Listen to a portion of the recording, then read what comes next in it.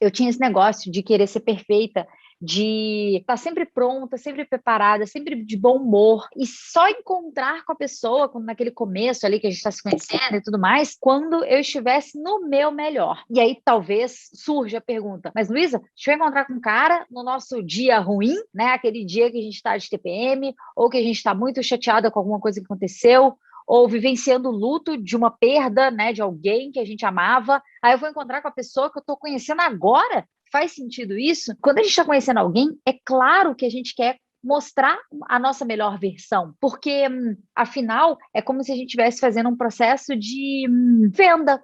É uma venda, né? E para eu ganhar aquele cliente, será que se eu mostrar os bastidores em detalhes da minha empresa, será que ele quer comprar aquele produto? Será que ele precisa saber daqueles bastidores para comprar o produto? Quais são as informações que aquela pessoa precisa ter sobre mim para levar o produto? E quais são as informações dele que eu preciso para levar o produto também? É uma venda. Relacionamento é venda. Qualquer tipo de relacionamento. Convencer meu filho, né, ou minha filha de escovar os dentes, é um processo de venda, existe convencimento. Então, sim, faz sentido que a gente queira, nesses primeiros encontros, apresentar a nossa melhor versão. O cuidado que a gente tem que ter é de não fingir que não existem outras versões. É de não fingir que eu não tenho um lado de sombra. É nunca abordar isso. Eu não preciso encontrar com a pessoa, eu não preciso levar tudo para a mesa, descarregar em cima dela, lamentar, às vezes compartilhar uma coisa ruim que esteja acontecendo comigo,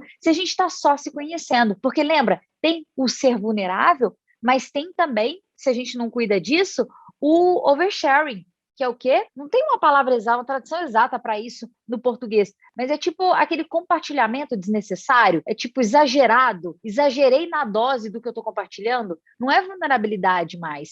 Para alguém que eu só estou conhecendo, eu compartilho as tragédias da minha família, por exemplo, isso não é tipo a gente está se conectando, isso é jogar para o outro, sendo que a gente nem tem intimidade para isso. Então, as trocas que a gente tem nesse começo, elas têm que considerar o nível de intimidade que a gente tem. Qual nível de intimidade? Cabe falar isso que eu tô querendo falar? Eu nem conheço esse cara. Cabe contar para ele que a minha mãe é assim, que meu irmão é assado, que meu ex-namorado fez isso ou fez aquilo? Cabe já nesse momento falar isso? Muitas vezes não. Não é sobre falar tudo, mas também não é sobre esconder. Quando eu falo que, né, eu vivenciava isso, de querer ser perfeitinha, era no sentido de fingir que não tinha problema.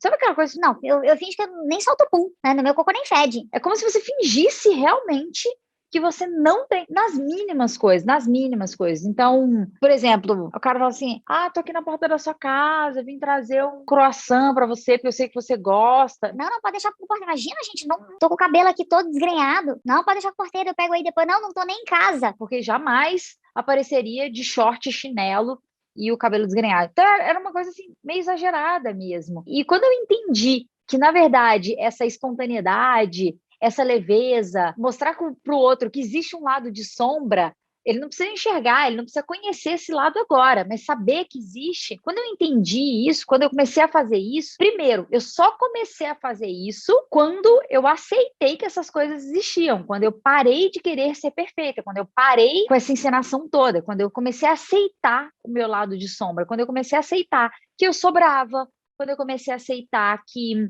a minha família tem algumas questões, quando eu comecei a entender que não só a minha, mas todas as famílias têm as suas questões, quando eu entendi as coisas que me tiram do sério, que são gatilhos para que eu fique nervosa, quando eu comecei a olhar para tudo, nossa, isso existe. Quando eu comecei a aceitar, olhar que isso existe e aceitar que essas coisas estão aqui em mim e tudo mais, e também querer trabalhar e tal, eu passei a enxergar o outro também, com as vulnerabilidades dele, com os dilemas dele, com as dores, com as sombras, e aí eu comecei não só a olhar para isso, mas aceitar também. É isso. Poxa, mas eu tentei, eu fui lá, eu fiz isso. Eu tava sempre linda, eu tava sempre bem-humorada. Mas como assim que ele termina comigo? Sabe essas coisas que as pessoas falam? É nessa linha também.